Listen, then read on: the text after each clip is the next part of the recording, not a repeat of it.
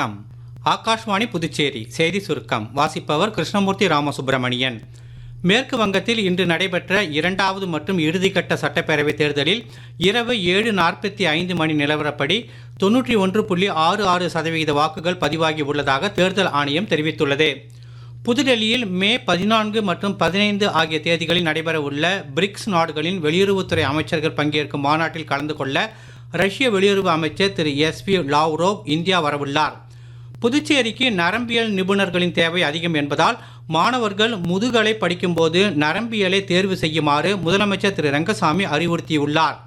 கல்விக்கு அரசு முக்கியத்துவம் அளித்து கூடுதல் நிதியை ஒதுக்கியுள்ளதாகவும் வரும் காலங்களிலும் கூடுதல் நிதி ஒதுக்கப்படும் என்றும் தனியார் மருத்துவக் கல்லூரி ஒன்றின் பட்டமளிப்பு விழாவில் தலைமை விருந்தினராக கலந்து கொண்டு உரையாற்றுகையில் முதலமைச்சர் தெரிவித்தார்.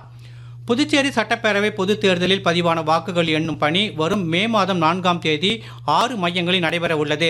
இதற்கு தேவையான அனைத்து பாதுகாப்பு ஏற்பாடுகளும் செய்யப்பட்டுள்ளதாகவும் பணியாளர்கள் நியமிக்கப்பட்டுள்ளதாகவும் மாநில தலைமை தேர்தல் அதிகாரி திரு ஜவஹர் வெளியிட்டுள்ள செய்திக்குறிப்பில் தெரிவிக்கப்பட்டுள்ளது. காரைக்கால் மாவட்ட குழந்தைகள் மற்றும் மகளிர் நலத்துறை சார்பில் காமராஜர் நிர்வாக வளாகத்தில் குழந்தைகளுக்கான நூலகம் மற்றும் கோடைக்கால வாசிப்பு முகாம் இன்று தொடக்கி வைக்கப்பட்டது.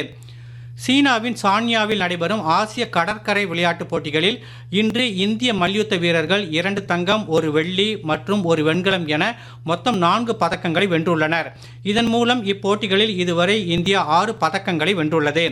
IPL 20 ஓவர் கிரிக்கெட் போட்டித் தொடரில் தற்போது மும்பையில் நடைபெறும் ஆட்டத்தில் ஹைதராபாத் அணிக்கு எதிராக முதலில் ஆடிவரும் மும்பை அணி சற்று முன் வரை 14.3 ஓவரில் 3 விக்கெட் இழப்பிற்கு 173 ரன் எடுத்திருந்தது.